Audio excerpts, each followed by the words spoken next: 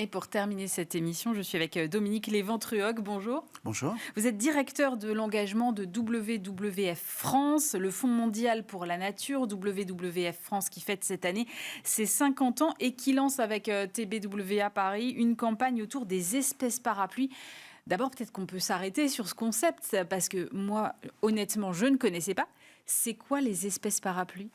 Alors, une espèce parapluie, comme son nom l'indique, c'est une espèce qui protège les autres. En fait, très simplement, au départ, on protège une espèce, par exemple le tigre, et comme le tigre a besoin d'un immense territoire pour pouvoir exister, eh bien, pour réellement protéger le tigre, il faut protéger le territoire.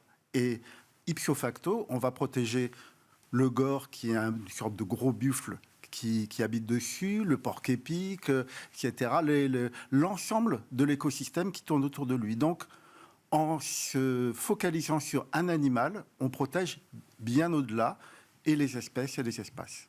Comment vous avez briefé TBWA à Paris sur cette campagne ?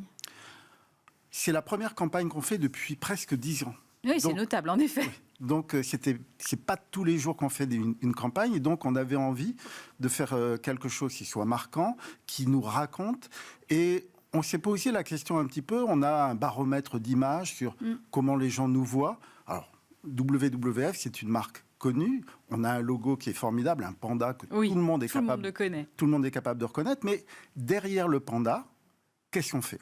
Et cette question, c'était... Qu'est-ce qu'on fait et comment on peut synthétiser la complexité de notre mission qui va effectivement d'être à la COP28 pour parler climat, de parler finances vertes, d'être dans des rapports sur l'eau, etc., etc. Donc on a dit, il faut qu'on revienne sur ce qui est notre attribut le plus fort, le travail avec les espèces et les espaces. Et montrer qu'en travaillant avec une espèce, un éléphant, un tigre, un lynx, eh bien, on va bien au-delà. Et c'est là-dessus qu'on a travaillé avec TBWA. On a fait un appel d'offres avec 2 autres agences et TB. Et on leur a dit, ben voilà, notre problématique, c'est montrer la complexité de notre job à partir de quelque chose que tout le monde connaît, qui sont les espèces. Et eux, ils sont arrivés avec cette idée géniale de dire, on va faire des poupées gigognes et montrer que derrière, il y a toujours quelque chose qui se cache. Et donc, on a dit, ah, ça, c'est vraiment brillant, et on va faire ça. Alors, ces poupées gigognes, elles sont très colorées, très uniques, très singulières. Je crois qu'il y a eu un travail avec des artistes de fait là-dessus, c'est ça ? Tout à fait. En fait, on voulait à la fois raconter les espèces, mais on ne voulait pas s'arrêter sur le côté banal simplement, même si les images sont très très belles quand on voit ces différentes espèces.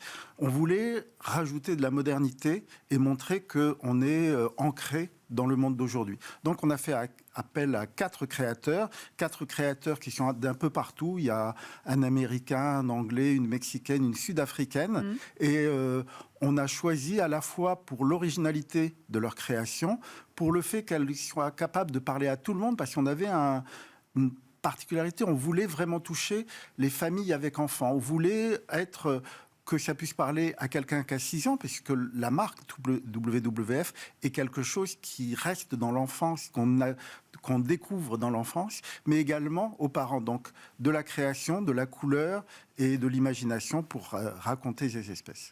Est-ce que cette campagne va avoir des prolongations en 2024, des prolongements ? Alors, on espère, donc, ce sont nos 50 ans, et comme on a décidé de faire un jubilé, de ne pas faire ça à une date anniversaire, mais de faire une sorte de jubilé, donc on va avoir une série d'actions.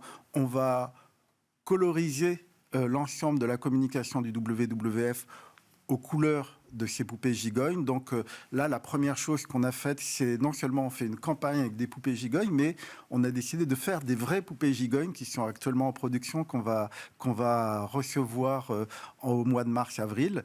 Et d'ailleurs, on les a mis en pré-vente il y a quelques jours, et en un week-end, c'était en rupture de stock. C'est vrai ? Ouais. Et incroyable. donc, là, on est en train de faire une nouvelle commande pour satisfaire toutes les demandes là-dessus. Mais on va utiliser ce symbole à d'autres moments de l'année, notamment dans notre événement annuel qui s'appelle Earth Hour, qui a lieu à la fin du mois de mars, pour symboliser un petit peu tout ce qu'on a à raconter sur la biodiversité et le climat. Vous le disiez, la Fondation fête ses 50 ans. Quel est le bilan que vous pouvez en tirer aujourd'hui ?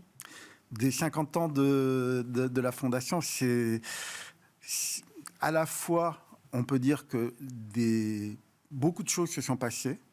On a eu des succès et en France, très localement, le fait de réintroduire le flamant rose en Camargue, par exemple, personne ne s'en souvient aujourd'hui, mais c'était un des premiers travails du WWF. Aujourd'hui, de travailler avec des entreprises, de pouvoir essayer de composer avec la complexité. Mais ce qu'on peut dire également, c'est qu'on a l'impression d'être face à un défi immense, puisque chaque jour qui passe, avec son lot de mauvaises nouvelles, d'alarmes, d'alertes faites par les scientifiques, nous font dire qu'on a encore beaucoup de travail pour au moins les 50 années à venir. Quels seront justement vos axes prioritaires pour les prochains mois, années ? On travaille beaucoup dans un certain nombre de ce qu'on appelle des paysages. Donc, on travaille en France, on travaille, le WWF France travaille dans le bassin du Congo. On va beaucoup travailler autour de la forêt. Et notamment, on a lancé une initiative qui s'appelle Nature Impact, où on demande à des entreprises de contribuer à protéger la forêt en faisant en sorte que les propriétaires forestiers puissent être dédommagés, non pas en coupant les arbres pour les vendre, mais tout simplement en protégeant, en restaurant les forêts en France et demain, sans doute, dans d'autres pays. Merci beaucoup d'être venu nous voir, Dominique Léventrock. Je rappelle que vous êtes directeur de l'engagement de WWF France. C'est la fin de cette émission. Merci bien sûr de nous avoir suivis. On se retrouve la semaine prochaine pour un nouveau numéro de Mark & Strat. D'ici là, n'hésitez pas à nous retrouver en replay sur le site de Bismart, bismart.fr, mais aussi en podcast sur toutes vos plateformes d'écoute. Passez une très belle fin de semaine.